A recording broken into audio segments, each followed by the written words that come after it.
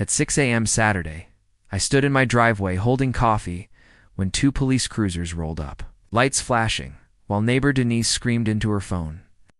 Officers stepped out slowly, already tired, as Denise pointed aggressively toward my truck, claiming illegal parking violations that didn't exist, demanding immediate arrest like this was some emergency.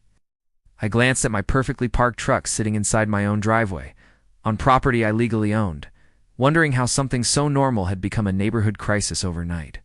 One officer sighed deeply, recognizing the situation instantly, like he'd been here before, while Denise kept shouting accusations that made less sense the longer she spoke. What Denise didn't know was simple but devastating, because for months she had been filing complaints about me to the Air Force Base. She believed I was some rogue officer, a problem needing discipline, someone who deserved consequences. Yet she had absolutely no idea who I really was. I wasn't just another resident trying to live peacefully. I was Colonel Marcus Treadwell, installation commander, responsible for thousands, including the base where she worked. This morning wasn't just another complaint. It was the moment everything she built through lies would begin collapsing under the weight of truth and consequences. 14 days after moving in, I found her first note placed carefully on my windshield, printed professionally, citing township codes that didn't even apply to my property. She demanded my truck be repositioned 18 inches from a property line, despite being fully within my driveway, legally parked without violating a single ordinance. I crumpled the note and threw it away, assuming it was just an overbearing neighbor trying too hard to control things that weren't hers. The next morning proved I underestimated her completely when a zoning inspector knocked on my door, measuring my driveway like it was under investigation. He confirmed everything was fine, completely legal, then quietly warned me Denise had done this repeatedly to other families who eventually moved away. That moment changed everything because I realized this wasn't random behavior, it was a pattern, a system she used to push people out. I introduced myself to the neighborhood as just Marcus, keeping my rank private, wanting a normal life for my daughter, without military hierarchy shaping everything around us. My daughter Bryn had already lost enough, her mother to cancer, stability to constant moves, and this house was supposed to finally give her peace. Maplewood Drive felt perfect at first.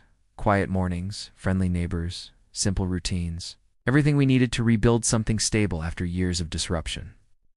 Then Denise turned routine into surveillance, watching every move, documenting everything, acting like an authority figure no one had ever elected or recognized. She started with garbage cans, photographing them with timestamps, minutes past deadlines, filing official complaints as if documenting criminal behavior. Certified letters arrived over trivial violations, complete with photos and threats of fines, turning normal daily life into something exhausting and constantly monitored. I responded once, documenting her own violations, submitting evidence through proper channels, but nothing happened, proving she had conditioned the system to respond only to her. That's when I shifted strategies, documenting everything, building timelines, collecting evidence like a military operation designed for long-term resolution. She escalated to my truck again, claiming it blocked visibility despite being far from her driveway, inventing dangers that didn't exist in reality. Police responded repeatedly, officers recognizing the pattern, offering quiet advice while still required to answer her endless stream of complaints. I refused to adjust my behavior just to satisfy irrational demands, choosing instead to stand my ground legally, carefully, and with full documentation. Public records revealed the full extent of her actions. Dozens of complaints, nearly all unfounded, targeting multiple families over months and years. This wasn't annoyance anymore. It was harassment, systematic and deliberate, using authorities as tools to pressure and control others. One filed my own report, establishing a documented pattern, preparing for the moment she would inevitably cross a legal boundary she couldn't escape. My daughter asked why I didn't reveal my position, why I didn't end it instantly by telling Denise exactly who I was. I chose restraint, wanting justice through proper channels, not rank, proving this could be handled as any civilian would need to. Weeks passed as Denise continued escalating, from complaints to fabricated neighborhood rules that didn't exist anywhere except in her imagination. She placed cones in my driveway, claimed authority over access, forcing another unnecessary police visit that further strengthened my documentation. Officers began advising me quietly, telling me to document everything, acknowledging this situation would eventually require strong evidence to resolve. I installed security cameras, capturing every action, every escalation, ensuring nothing she did could be denied or dismissed later. Denise attempted political action, presenting complaints to the township council, using slideshows of my truck, as if proving some public safety threat. The council dismissed her claims immediately, recognizing the absurdity.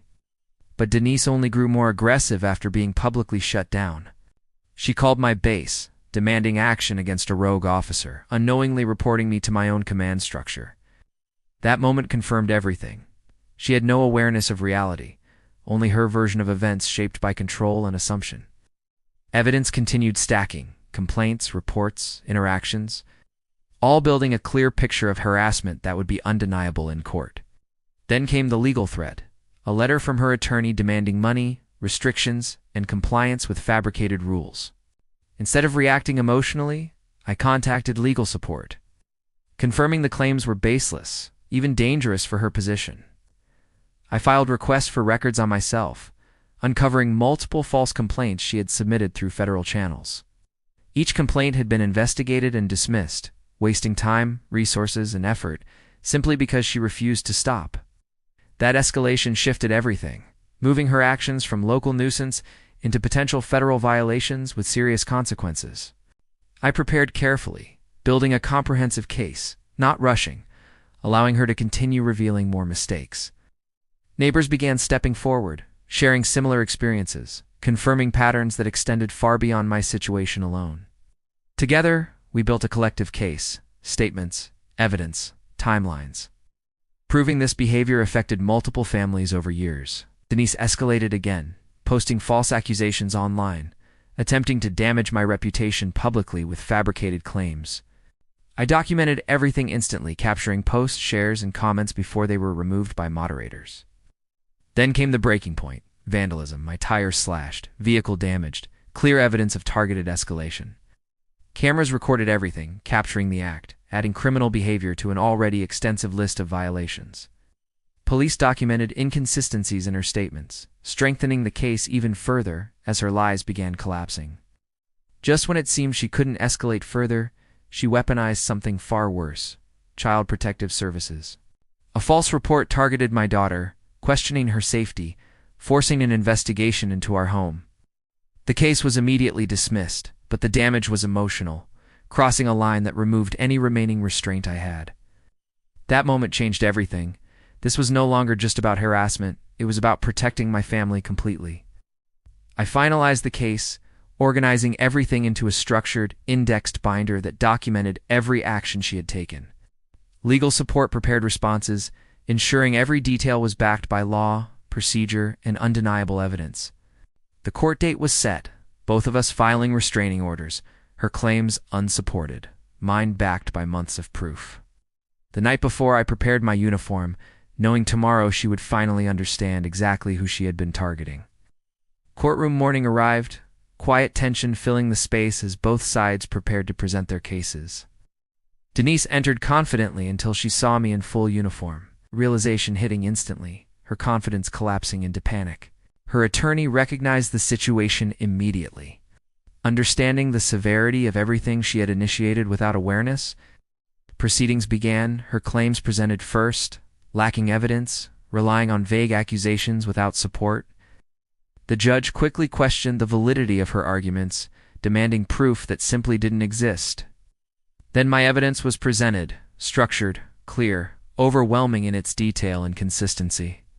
Police testimony confirmed repeated false reports, reinforcing the documented pattern of harassment. CPS confirmed the false report targeting my daughter, establishing malicious intent beyond simple neighborhood disputes. The judge reviewed everything carefully, recognizing the scale and consistency of Denise's actions over time.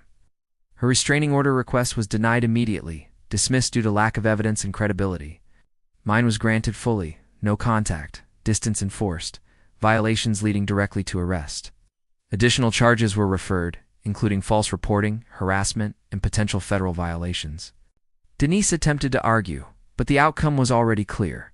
Her actions had defined the result completely. Outside the courtroom, the situation felt final.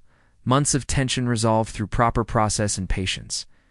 My daughter asked if it was over, and for the first time, I could confidently say yes. Back home, the neighborhood felt different, quieter, more stable, like something had been restored. Support from neighbors grew stronger, people stepping forward who had stayed silent before. Weeks later, consequences finalized: job termination, legal penalties, probation, and mandatory corrective measures. Denise moved away shortly after, leaving behind a neighborhood she had tried to control unsuccessfully. The streets slowly returned to normal, routines rebuilding without constant interference and conflict. Community connections strengthened, neighbors communicating openly, preventing future issues through cooperation. We created a support system, helping others facing similar harassment, sharing knowledge and resources. What started as a personal issue became something larger, a way to help others stand up properly. My daughter regained her sense of safety, stability finally settling into our home again. We planted a tree in the front yard, a symbol of growth, patience, and standing strong. Life returned to simple moments, quiet evenings, laughter, and normalcy that once felt impossible. The driveway where everything started became a reminder, not of conflict, but of resilience and control. I continued choosing fairness over power, proving that patience and proper action could win without shortcuts. The lesson remained clear: document everything, stay calm, and let truth build its own case. People often expect immediate victory, but real justice comes through persistence and strategy. My daughter understood that now. Strength isn't always loud, sometimes it's consistent and controlled. The neighborhood became stronger because one person finally stood up the right way. It mattered more than any quick resolution ever could have, because this wasn't just about winning. It was about stopping the cycle permanently and ensuring no one else would go through the same thing again. Standing in my driveway now, I knew one thing for certain: nobody would ever push us out again.